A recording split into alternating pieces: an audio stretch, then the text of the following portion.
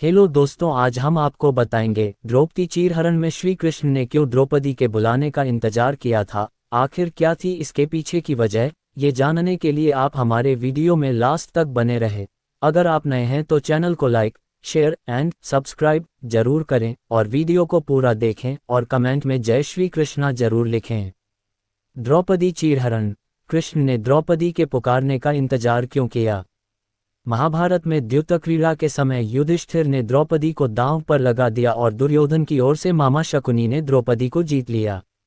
उस समय दुशासन द्रौपदी को बालों से पकड़कर घसीटते हुए सभा में ले आया। जब वहां द्रौपदी का अपमान हो रहा था तब भीष्म पितामह, द्रोणाचार्य और विदुर जैसे न्यायकर्ता और महान लोग भी बैठे थे, लेकिन वहां मौजूद सभी बड़े दिग्गज मुंह झुकाए बैठे रह गए। द्रौपदी को घसीट कर लाया जा रहा था, तब तक भी द्रौपदी को ये भान नहीं था कि मेरा चीरहरण होने वाला है। जब दुशासन से भारी सभा में द्रौपदी की साड़ी उतारने के लिए कहा गया तब द्रौपदी को इस बात का एहसास हुआ कि संकट बड़ा है। उस वक्त उनने अपने सबसे प्रिय सखा भगवान श्री कृष्ण का नाम पुकारा। हरि हरि अभयम कृष्णा अभयम। उद्धव गीता या उद्धव भागवत में श्री कृष्ण के सखा उद्धव उनसे इस संबंध में कई सवाल करते हैं। आओ जानते हैं श्री कृष्ण उद्धव संवाद को। उद्धव कहते हैं, हे कृष्ण, आप पांडवों के आत्मीय प्रिय मित्र थे। आजाद बांधव के रूप में उन्होंने सदा आप पर पूरा भरोसा किया। कृष्ण, आप महान ज्ञानी हैं। आप भूत, वर्तमान व भविष्य के ज्ञाता हैं। किंतु आपने सच्चे मित्र की जो परिभाषा दी है, क्या आपको नहीं लगता कि आपने उस परिभाषा के अनुसार कार्य नहीं किया। आपने धर्मराज युधिष्ठिर को द्यूत जुआ खेलने से रोका क्यों नहीं।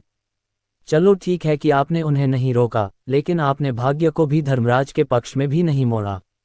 आप चाहते तो युधिष्ठिर जीत सकते थे। आप कम से कम उन्हें धन, राज्य और यहाँ तक कि खुद को हारने के बाद तो रोक सकते थे। उसके बाद जब उन्होंने अपने भाइयों को दांव पर लगाना शुरू किया तब तो आप सभाकक्ष में पहुंच सकते थे। आपने वह भी नहीं किया। उसके बाद जब दुर्योधन ने पांडवों को सदैव अच्छी किस्मत वाला बताते हुए द्रौपदी को दांव पर लगाने को प्रेरित किया और जीतने पर हारा हुआ सब कुछ वापस कर देने का लालच दिया, कम से कम तब तो आप हस्तक्षेप कर ही सकते थे।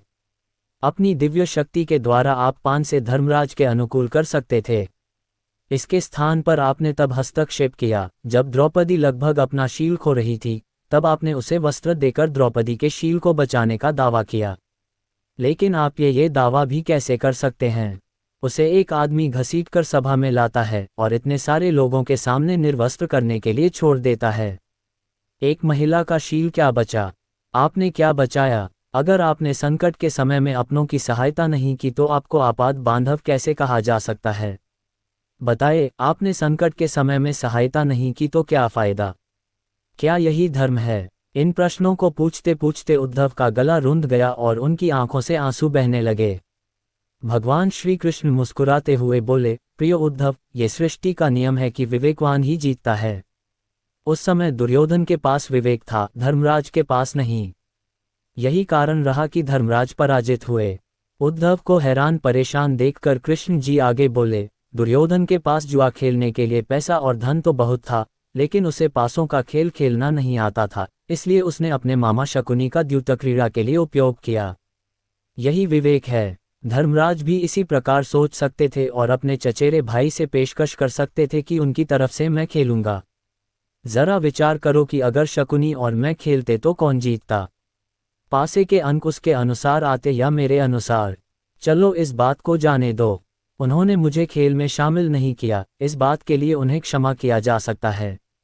लेकिन उन्होंने विवेक शून्यता से एक और बड़ी गलती की, और वह ये कि उन्होंने मुझसे प्रार्थना की कि मैं तब तक सभा कक्ष में न आऊं जब तक कि मुझे बुलाया न जाए, क्योंकि वे अपने दुर्भाग्य से खेल मुझसे छुपकर खेलना चाहते थे। वे नहीं चाहते थे मुझे मालूम पड़े कि वे जुआ खेल रहे हैं। इस प्रकार उन्होंने मुझे अपनी प्रार्थना से बांध दिया। मुझे सभा कक्ष में आने की अनुमति नहीं थी। इसके बाद भी मैं कक्ष के बाहर इंतजार कर रहा था कि कब कोई मुझे बुलाता है। भीम, अर्जुन, नकुल और सहदेव सब मुझे भूल गए, बस अपने भाग्य और दुर्योधन को कोसते रहे। अपने भाई के आदेश पर जब दुशासन द्रौपदी को बाल पकड़कर घसीटता हुआ सभा कक्ष में लाया, द्रौपदी अपनी सामर्थ्य के अनुसार जूझती रही। तब भी उसने मुझे नहीं पुकारा। उसकी बुद्धि तब जागृत हुई जब दुशासन ने उसे निर्वस्त्र करना प्रारंभ किया। जब उसने स्वयं पर निर्भरता छोड़कर हरि हरि अभयम कृष्णा अभयम की गुहार लगाई, तब मुझे उसके शील की रक्षा का अवसर मिला। जैसे ही मुझे पुकारा गया, मैं अविलंब पहुँच च गया। अब इस स्थिति में मेरी गलती बताओ। उद्धव बोले, कान्हा आपका स्पष्टीकरण प्रभावशाली अवश्य है, किंतु मुझे पूर्ण संतुष्टि नहीं हुई। क्या मैं एक और प्रश्न पूछ सकता हूँ? कृष्ण की अनुमति से उद्धव ने पूछा। इसका अर्थ ये हुआ कि आप तभी आओगे जब आपको बुलाया जाएगा। क्या संकट से घिरे अपने भक्त की मदद करने आप स्वतः नहीं आओगे? कृष्ण जी मुस्कुराए। उद्धव, इस सृष्टि में हरेक का जीवन उसके स्वयं के कर्मफल के आधार पर संचालित होता है। न तो मैं इसे चलाता हूँ और न ही इसमें कोई हस्तक्षेप करता हूँ, मैं केवल एक साक्षी हूँ। मैं सदैव तुम्हारे नज़दीक रहकर जो हो रहा है उसे देखता हूँ। यही ईश्वर का धर्म है। उलाहना देते हुए उद्धव ने पूछा, वाह वाह, बहुत अच्छा कृष्ण, तो इसका अर्थ ये हुआ कि आप हमारे समीप खड़े रहकर हमारे सभी दुष्कर्मों का निरीक्षण करते रहेंगे। हम पाप पर पाप करते रहेंगे और आप हमें साक्षी बनकर देखते रहेंगे। आप क्या चाहते हैं कि हम भूल करते रहें, पाप की गठरी बांधते रहें और उसका फल भुगतते रहें? तब कृष्ण जी बोले, उद्धव, तुम शब्दों के गहरे अर्थ को समझो। जब तुम समझकर अनुभव कर लोगे कि मैं तुम्हारे समीप साक्षी के रूप में हर पल हूं, तो क्या तुम कुछ भी गलत या बुरा कर सकोगे? तुम निश्चित रूप से कुछ भी बुरा नहीं कर सकोगे। जब तुम ये भूल जाते हो और यह समझने लगते हो कि मुझसे छुपकर कुछ भी कर सकते हो, तभी तुम कठिनाइयों में फंसते हो। धर्मराज का अज्ञान ये था कि उसने माना कि वह मेरी जानकारी के बिना जुआ खेल सकता है। अगर उसने ये समझ लिया होता कि मैं प्रत्येक के साथ हर समय साक्षी रूप में उपस्थित हूं, तो क्या खेल का रूप कुछ और नहीं होता।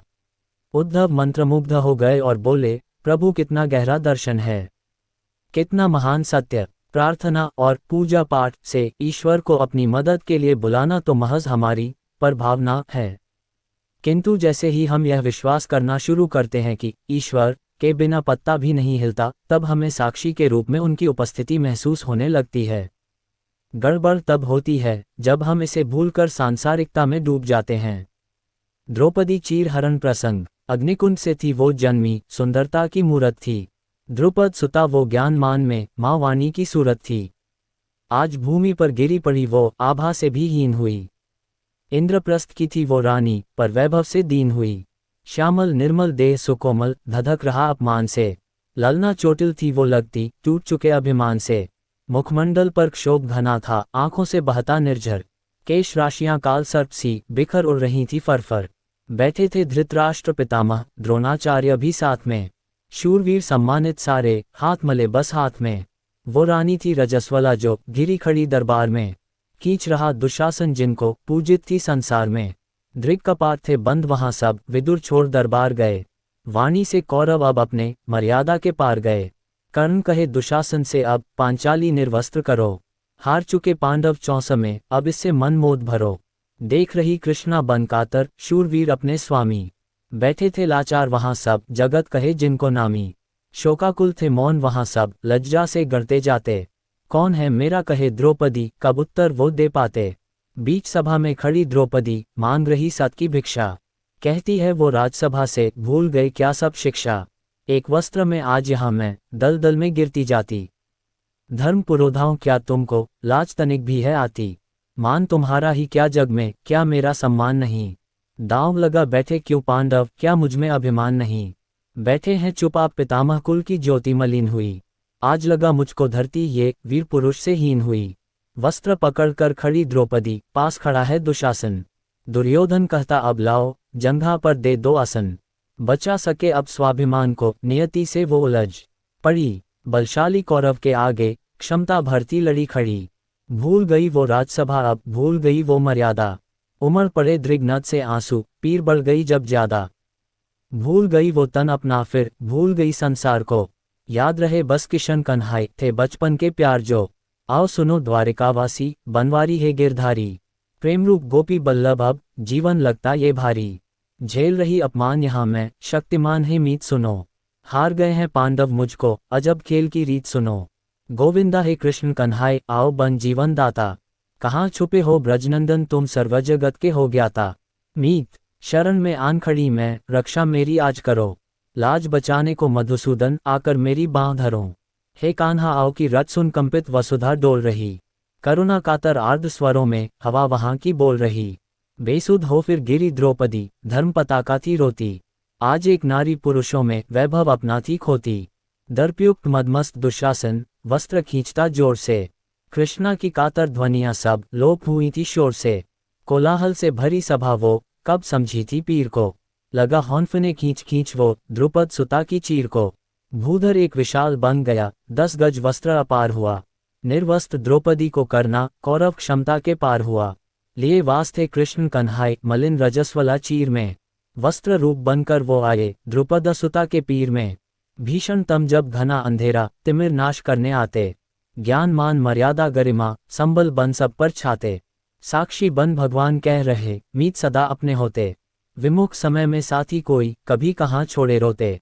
जय बोलो मधुसूदन की सब, जय बोलो गिरधारी की। जब बोलो सब मीत मिताई, जय बोलो बनवारी की। जय उसका जो अजर साथ है, जय भावों के रानी की। जय हो राजा अमर प्रेम के, जय हो प्रीत कहानी की। हमें विश्वास है कि हमारे पाठक स्वरचित रचनाएं ही इस कॉलम के तहत प्रकाशित होने के लिए भेजते हैं। हमारे इस सम्मानित पाठक का भी दावा है कि यह रचना स्वरचित है।